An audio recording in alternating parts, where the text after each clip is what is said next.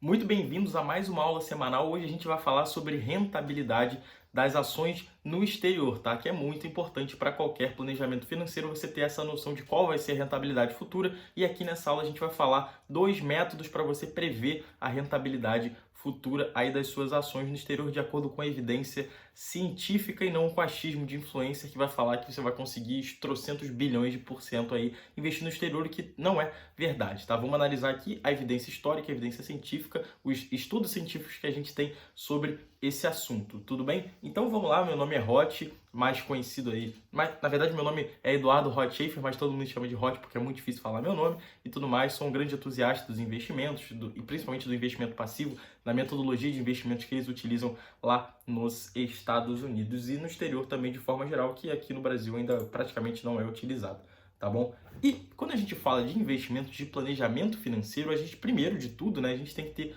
um objetivo, né, uma meta muito clara que muitos investidores não têm, tá? Digo isso porque eu lá, quando estava começando, também não tinha, tá bom? E até por isso que uma das aulas iniciais ali do Contra-Intuitivo, que é o meu curso sobre investimentos, é justamente sobre essa definição de metas e de objetivos, como é que você faz isso de uma forma interessante, muito eficiente, para você justamente ter um planejamento financeiro claro, tá? Se você não tem planejamento financeiro claro, felizmente, muito provavelmente você vai acabar perdendo dinheiro, tá bom? Isso influencia bastante, tá? E quando a gente tem uma meta, né, considerando que você tenha uma meta, um objetivo, a gente tem sempre essa noção, na hora que a gente vai fazer o planejamento financeiro, putz, em quanto tempo que eu vou alcançar essa minha meta, esse meu objetivo, tá? E para você ter essa noção, para você ter essa resposta, a gente tem que analisar primeiro duas variáveis, tá? A primeira variável não tem muito como eu falar, que é o seu aporte mensal, né? O quanto você investe, o quanto você economiza mês a mês e investe para alcançar esse objetivo, essa meta. Aí vai variar de pessoa para pessoa. A segunda variável é justamente a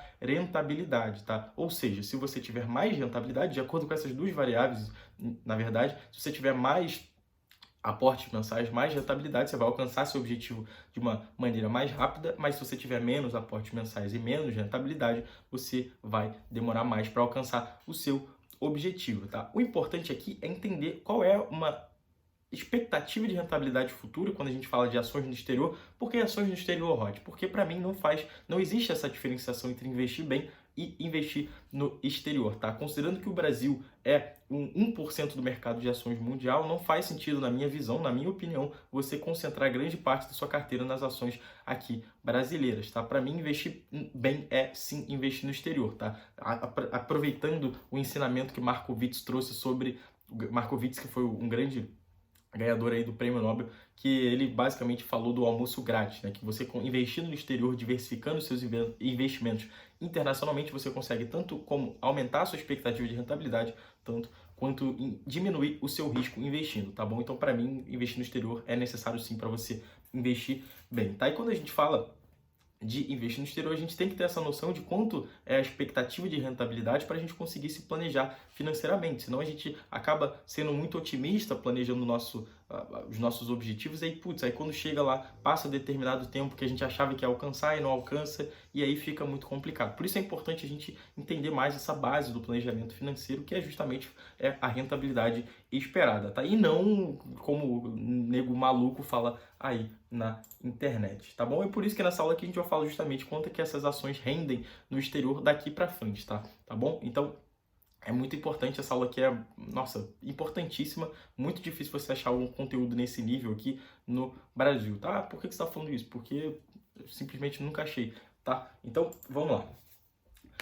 Poderia ser isso, né? Poderia muito bem ser isso. Tem muita gente que fala, quando tem muito influencer que ensina a investir no exterior e tudo mais, que eles, qual é o argumento persuasivo para convencer a pessoa do outro lado a investir no exterior? Olha aqui quanto a Amazon rendeu, olha aqui quanto a Apple rendeu, putz, a Amazon aqui rendeu 121.000%, 121.633,33%. Nossa, você teria multiplicado R$ 1. Se você tivesse investindo R$ 1.000, você ia, nossa, tá milionário, não sei o quê.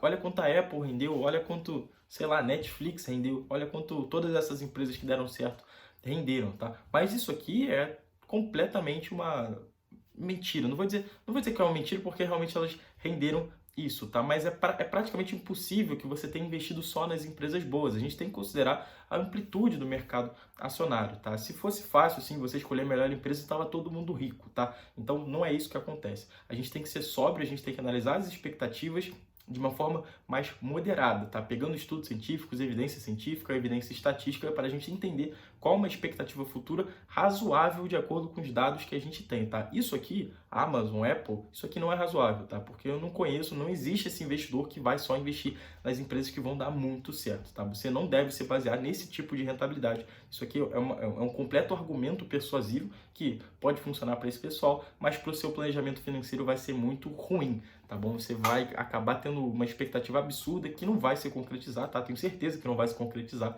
porque é impossível que isso aconteça de um investidor investir só em empresa que deu certo e tudo mais. Tudo bem? Então não é isso, tá? Importante dizer, todas essas rentabilidades que eu citar aqui nessa aula estão em dólar. Então, às vezes, você olha assim, nossa, essa rentabilidade está tão pequenininha. Putz, o Tesouro Selic aqui no Brasil eu consigo, 13%, não sei o que, rentabilidades em dólar, tá?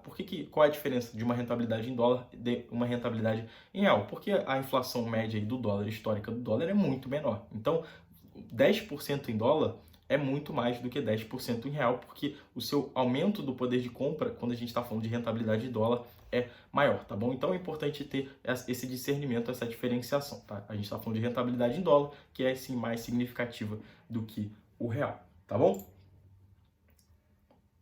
Então a gente tem dois métodos de fazer essa previsão, né? Duas maneiras de fazer essa previsão de rentabilidade futura, tá? A gente vai citar alguns termos técnicos aqui, mas pode ficar calmo, é tudo muito tranquilo, tá? Eu vou deixar essa aula o mais simples possível e prática, né, para trazer a prática aqui para vocês, tá? O primeiro deles é o que é chamado de ECOC, tá? Que é o Equilibrium Cost of Capital, tá? Que é basicamente isso, né? O custo de capital de equilíbrio. O que é isso? É basicamente a rentabilidade histórica, tá? Muito em linha daquela frase do Mark Twain que fala que a história não se repete, mas ela rima, tá? Então, com esse método, a gente vai fazer o quê? A gente vai analisar a rentabilidade passada das ações no exterior para entender, para meio que projetar essa rentabilidade no futuro, tá bom? O grande problema dela é que, como tem lá como a CVM, né, a Comissão de Valores Imobiliários fala, para todo fundo de investimento deixar escrito lá nos relatórios e tudo mais, é que performance passada não é garantia de rentabilidade de resultado futuro, tá? Isso é muito importante. Não tem como, por exemplo, eu pegar a rentabilidade que aconteceu e dizer que vai ser exatamente assim no futuro, tá? Isso é muito problemático porque a gente acaba tendo uma noção um pouco superestimada do que está por vir aí no futuro, tá? Então existe um método, né? O segundo método que eu vou falar que é um pouco mais moderado, digamos, eu não vou dizer científico, mas é um pouco mais realista, essa palavra. É um pouco mais realista nesse sentido, tá bom? O segundo método é o método de você utilizar condições de mercado para prever a rentabilidade futura. Então, o mercado, né, o mercado de ações, os preços das ações estão sempre variando, subindo, descendo, e de acordo com essas mudanças e também de acordo com algumas questões no cenário que você tem, tanto econômico, né, quanto das empresas e tudo mais, a gente tem uma diferença na rentabilidade esperada no futuro, tá bom? Eu já vou explicar, não fique com medo de ser muito técnico, já vou explicar. Tá bom? A gente tem vários indicadores, tem muita gente aí que fala de vários indicadores. Talvez você já tenha visto o vídeo. Nossa, esse indicador aqui caiu, quer dizer que está vindo uma crise para frente? Ou, nossa, esse indicador aqui está muito alto, quer dizer que está vindo o momento que vai ter uma rentabilidade absurda no futuro. Então, tem vários indicadores, várias pessoas dizem que vários indicadores dão uma previsão muito clara do que vai acontecer no futuro. Tem até um indicador muito famoso aí do Warren Buffett, que é o maior investidor considerado, né, o maior investidor de todos os tempos, que é o indicador Buffett, que quando chega a não sei quantos, a não sei tal número, é indicador de crise, esse tipo de coisa. E tem muita gente que fala que esse tipo de indicador, tem alguns certos indicadores de crescimento de PIB e tudo mais, que prevêem alguma coisa futura, tá? E aí, o que acontece? A Vanguard, né, que é aquela empresa de gestão financeira americana que administra mais de 7,2 trilhões de dólares, né, criada por John Bogle, né, e 7,2 trilhões de dólares, só para você ter questão de magnitude, é quase 5 vezes, né, 4,8 vezes o PIB brasileiro, que foi criada pelo John Bogle. A Vanguard, né, essa empresa gigante aí, fez uma pesquisa lá em 2012 para entender. Eles pegaram todos esses indicadores aí mais famosos que os investidores utilizavam para prever o futuro, e eles fizeram uma análise estatística, né, para entender qual que tinha o melhor poder preditor, digamos assim, da rentabilidade futura das ações, né? E eles acharam o melhor lá no estudo deles, que é justamente o índice PL. O que é o índice PL? É o índice preço sobre lucro, lucro por ação, exatamente, tá bom? Então, como assim? Vamos imaginar que eu tenho uma empresa que ela lucrou R$ 1 milhão no ano de 2022, tá bom? E ela tem 100 mil ações na Bolsa de Valores, sendo negociadas todos os dias na Bolsa de Valores. Tá? Então quer dizer que o lucro por ação, quando eu pego a quantidade de lucro que ela teve, que é 1 milhão, e divido pela quantidade de ações, que são 100 mil, eu tenho um lucro por ação de R$ 10, certo? E considerando, por exemplo, que o preço de cada ação dela seja de R$ 100, eu tenho que o preço, R$ 100, dividido pelo lucro por ação, que é R$ 10, esse índice PL é R$ 10. Então, o índice PL, nesse caso que eu dei aqui, nesse exemplo, é de 10, tá bom? Então, isso que é o índice PL. Você pega o preço, divide pelo lucro por ação e você acaba com um número, tá? O que acontece? Esse índice PL varia, ou seja, se o preço variar, o índice PL vai variar. Se o lucro variar, o índice PL também vai variar. Esse número vai variar. Se os dois variarem, o número também vai variar. E de acordo com essa variação de número, você tem uma certa expectativa futura. Por quê? Porque quanto maior o índice PL, quer dizer que os investidores estão pagando mais para investir nas ações, e quanto maior o preço, quanto maior esse preço em relação ao lucro, quer dizer que a expectativa de rentabilidade está diminuindo, tá? Essa é a lógica por trás dessa noção de índice PL, que tem muito a ver com a questão do valuation, né? De você precificar de fato o valor de uma empresa, mas eu não vou entrar nisso aqui agora, é um pouco mais complexo, tá? Mas a questão é isso, né? O índice PL, quando ele está alto, quer dizer basicamente que as pessoas estão pagando mais pelas mesmas ações, e quando você paga mais, de forma geral, por qualquer investimento, você está aí diminuindo a sua expectativa de rentabilidade. Do outro lado, se você tem um índice PL baixo, quer dizer que você tem uma expectativa maior de rentabilidade no futuro, tá? Pelo menos isso é o que está na teoria. E qual o poder preditor desse índice, né? Qual o poder de previsão que esse tem? Será que é uma mãe de Ná? Será que esse índice PL é a nossa bola de cristal? É a bola de cristal dos investidores? Então, não exatamente, tá? Ele foi o melhor indicador da pesquisa da Vanguard, mas ele só foi capaz de prever 43% da rentabilidade futura quando eles fizeram essa análise histórica de tanto do índice PL, comparando o índice PL com, de fato, a rentabilidade que aconteceu no passado. Então ele é o melhor preditor quando a gente fala de índices diferentes, tá?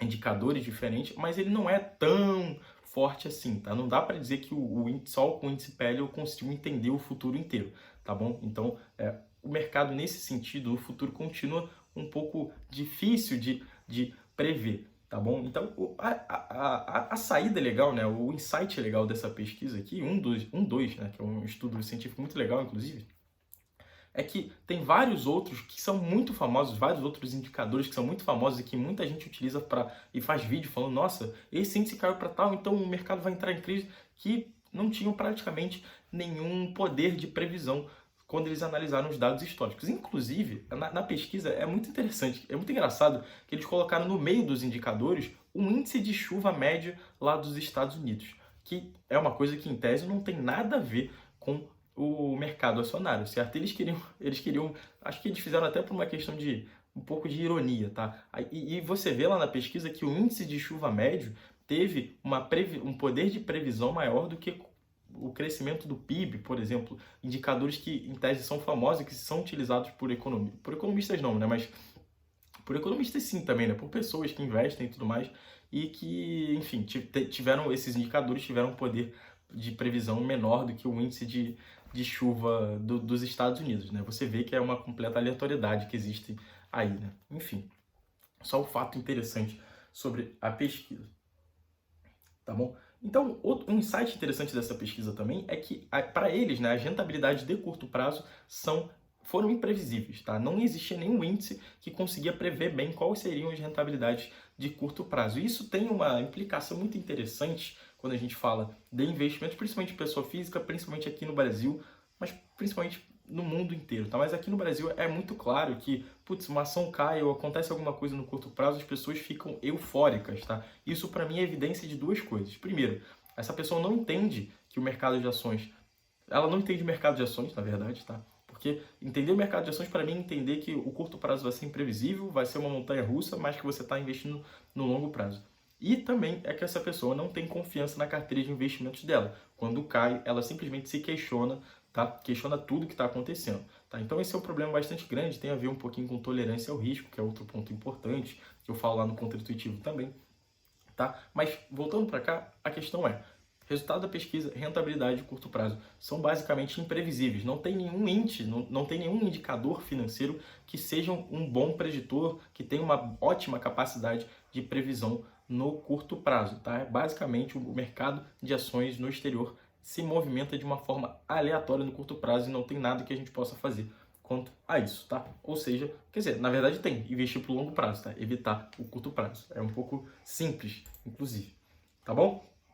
O problema com essa segunda maneira de você prever as ações, que é utilizando os indicadores, é que essas condições de mercado, elas variam, né? Ou seja, se a condição de mercado varia, a expectativa futura também varia. Mas o que isso tem a ver com o teu planejamento financeiro, né? Como é que isso vai afetar? Bom, como eu disse, a gente pode ter, pegando o índice PL, né? A gente pode ter o preço variando, os lucros variando, e com isso o índice PL vai variar também. O ponto é que, na maioria das pessoas, a maioria das pessoas, investidores, pessoa física como eu e você, a gente vai investir mês a mês, tá? Então, todo mês a gente vai guardar um dinheirinho e vai investindo mês a mês. E mês a mês, esse índice PL pode variar, ou seja, a expectativa futura, mês a mês ou ano a ano, a gente vai ter uma expectativa diferente. E aí acaba que a gente pode ter um planejamento financeiro que tem que ser revisto o tempo todo. Até inclusive um ponto importante que eles citam na pesquisa, tá? Isso aqui é um problema, mas é um problema que não tem muito como escapar. As expectativas vão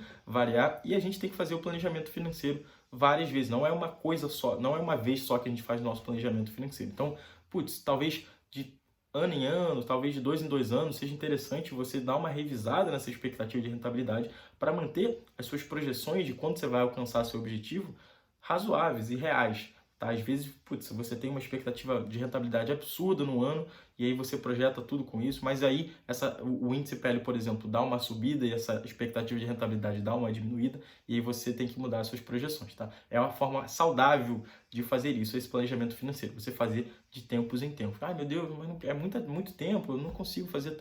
Putz, é uma vez por ano, vamos lá, uma vez por ano. Tá? Você mudar uma variável ali que é a rentabilidade, não é lá muita coisa, tá? E é interessante também você dar uma reavaliada nos seus objetivos e tudo mais. Mas isso aí, enfim. Bom, o ponto aqui é que eles chegaram a essa conclusão ali no estudo da Vanguard, né? A gente tem dois métodos para prever, tanto que é o ICOC, né, que é a rentabilidade histórica, e o segundo, que é as condições, de acordo com as condições de mercado, tá? Então, eles dizem que um sempre vai superestimar a rentabilidade futura e o outro sempre vai subestimar, desculpa, um sempre vai subestimar a rentabilidade futura. Então, os dois são como se fossem extremos, né? Aqui no caso seria um 8 ou 80. Qual a solução simples, bastante simples inclusive, que eles acharam para isso, tá? É somar um e dividir pelo outro, tá? Eu falei errado aqui, desculpa. A Vanguard, eles fizeram essa questão do estudo dos indicadores, mas quem achou essa solução aqui de dividir, somar as duas expectativas futuras e dividir por 2 para ter um meio termo aí, foi a PWL Capital, que é uma empresa de gestão financeira do Canadá. Tudo bem? Até vocês vão ver aqui uma expectativa de títulos canadenses e tudo mais. Tá? Então, de acordo com a PWL Capital, de acordo com esse método aqui que eles acharam, a gente vai ter aqui uma expectativa de rentabilidade futura das ações. A gente vai ter uma expectativa de rentabilidade futura das ações de 6,3% para ações americanas, 7,2% para ações de países desenvolvidos, né, tirando os Estados Unidos, e também de 9,8% para as ações dos mercados emergentes, tá bom? Então, essa aqui é basicamente a nossa predição, a nossa previsão para as ações no futuro, tá bom? De acordo com cada setor de países, tá bom? Aqui ele fala também de títulos de renda fixa canadenses e ações canadenses, só que aqui, porque justamente eles são uma empresa canadense, né, uma empresa de gestão financeira canadense, mas o fato aqui é que a gente tem que concentrar nesses aqui, tá bom? Ah, Rod, quer dizer que, putz, mercados emergentes vão render mais no futuro? Olha, primeiro que a gente está falando de previsão. O futuro pode ser as ações simplesmente podem render menos 50% aí no futuro. É provável que isso aconteça? Difícil, né? No longo prazo é muito difícil que aconteça. Importante salientar isso aqui, são previsões de longo prazo, tá? Importante salientar que são previsões de longo prazo. Tá, mas o ponto é, às vezes a pessoa vê isso aqui, cara, mercados emergentes estão com uma expectativa melhor. Então eu vou investir tudo, grande parte da minha carteira, em mercados emergentes. Só que aí a gente lembra que tem que a questão da diversificação, tá? A gente tem que diversificar entre diferentes países, diferentes riscos, tá? Então é muito interessante que você invista sim em ações americanas, sim em ações de mercados envolvidos, sim em mercados emergentes, tá? É isso que eu faço, é isso que eu acho que é o correto a se fazer, tá? Você diversificar seus investimentos internacionalmente, até porque a gente pode ter no futuro, né? Como eu disse, isso aqui é só uma previsão. A gente pode ter no futuro as ações americanas continuando muito bem, como sempre foram. A gente pode ter as ações dos países envolvidos muito maravilhosamente bem também, e os mercados emergentes simplesmente não atendendo às expectativas, tá? A gente pode ter expectativas, mas a gente tem que entender que elas não necessariamente precisam ser atendidas, tá? Então, diversificar entre os diferentes setores, os diferentes países é sempre interessante, é sempre muito vantajoso. Tudo bem? E outro ponto interessante, aí sim, da pesquisa da Vanguard, é que a gente não tem que esperar uma caminhada tranquila quando a gente fala de investimentos e principalmente quando a gente fala de ações, tá bom? As ações têm um aspecto de montanha-russa, tá? Eles citam lá na pesquisa da Vanguard, né, o histórico americano de ações americanas, e porque, obviamente, as ações americanas a gente tem um histórico maior e tudo mais, que a rentabilidade média das ações americanas de 1926 a 2009 foi de 9,7%, tá bom? Só que em 2/3 do tempo, a rentabilidade das ações americanas foi maior que 20% ou menor que 10%, bem distante da rentabilidade média, que foi 9,7%. Então você vê que as rentabilidades ano a ano, geralmente elas são extremas, né? E para completar, quando que as rentabilidades são médias, são normais, né? A gente tem um dado que a rentabilidade das ações americanas ficou entre 10% e 12% somente 5 vezes ao longo de 84 anos. Então a gente só tem 5 anos, dentre 84, que a gente teve uma rentabilidade anual ali de 10 a 12%. Ou seja, o que a gente tira disso aqui, né? Tem uma frase interessante que tem lá também, que é que normal returns are random and extreme. Retornos normais no mercado acionário são aleatórios e extremos, tá? Não espere que, nossa, a rentabilidade passada das ações foi 9,7%, digamos, né? Que você vai investir nas ações americanas. Então, no próximo ano eu vou esperar 9,7%. Não, isso não vai acontecer, tá? É muito provável, é muito mais provável que ano que vem a gente tenha um retorno muito aleatório e muito extremo, tá? É mais provável do que a gente tenha um retorno em média, tá? Em linha com a média. Tá bom? Por isso que o investidor tem que estar preparado para isso. Os investidores têm que aceitar que sua rentabilidade virá através de uma série de declínios acentuados e recuperações fortes. Tá? É uma montanha-russa. O mercado de ações é uma montanha-russa e você tem que entender, não tem nenhum problema com isso. Tá? Desde que você entenda, desde que você invista em ações sabendo disso. Tá? Tendo essa tolerância. Se você não tolera uma montanha-russa, se você não aguenta, nossa, montanha-russa, muito arriscado, não sei o quê, tudo bem, a gente vai ter um perfil de carteira, a gente vai ter uma carteira de investimentos diferente para você, tá? É por isso que é interessante você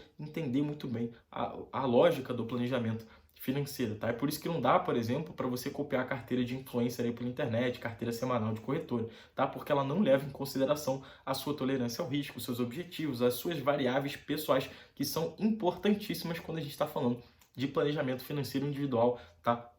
Personalizado, tá bom? Então, mas investir em ações, entenda que a gente vai ter uma montanha-russa, tá? Se você não tolerar esse risco, a gente pode adicionar outros investimentos à sua carteira que são menos voláteis e a gente suaviza essa montanha-russa, tá bom? Tem meios, sim, de fazer isso, mas eu não vou entrar neles aqui agora, tá bom? Então, a conclusão, né, basicamente, né, quanto que rendem as ações no exterior? Qual a expectativa futura? Essa expectativa futura é uma expectativa bem razoável, tá? 6,3% para ações americanas, 7,2% para ações de mercados desenvolvidos, né, tirando os Estados Unidos, e 9,8% para mercados emergentes, tá? Então, em média, aí, a gente pode considerar, assim, que um número de ouro aí pode ser uns 7%, tá? Não tá nem muito perto tá bem longe, na verdade, da expectativa máxima aí, que é os 9,8% dos mercados emergentes, e está ali em linha com as ações americanas, as ações internacionais. Você pode dar 6% também, tá? Para você fazer aí o seu planejamento financeiro de uma forma mais realista, tá bom? Importante dizer que esse número aqui não está considerando, não é acima da inflação, é contando com a inflação. Então, a gente tem uma expectativa média de inflação, pelo menos com o dólar, né, de 2%. Então, isso aqui significaria que ao ano você conseguiria aumentar aí seu poder de compra entre 4% e 5%. Nossa, é muito ruim, não sei o que e tudo mais. Essa rentabilidade é muito pequena, ganho 10% do Tesouro Selic, de novo, tá? É rentabilidade em dólar, tá? E é 5% acima do poder de compra, tá? Você está investindo aí no Tesouro Selic ganhando 13%, mas a inflação tá aí a 12 já, se eu não me engano, tá? Então, sabe, existe essa diferenciação bastante importante que eu sempre pego aqui, mas eu acabo me ferrando porque o influencer lá vai falar que é fácil ganhar dinheiro com renda fixa brasileira mais do que ações no exterior, mesmo que seja mais seguro. Enfim, não vou ficar entrando nesse ponto não, tá bom? Então essa é a conclusão aqui. Eu só queria falar um negócio que, se você teve alguma dúvida, você pode deixar ou aqui nos comentários no YouTube também, mas eu tenho que dizer que eu vou ver, tem uma probabilidade muito maior de eu ver se você me mandar lá no direct, no Instagram, ou numa caixinha de perguntas que eu abro eventualmente lá nos meus stories, tá bom?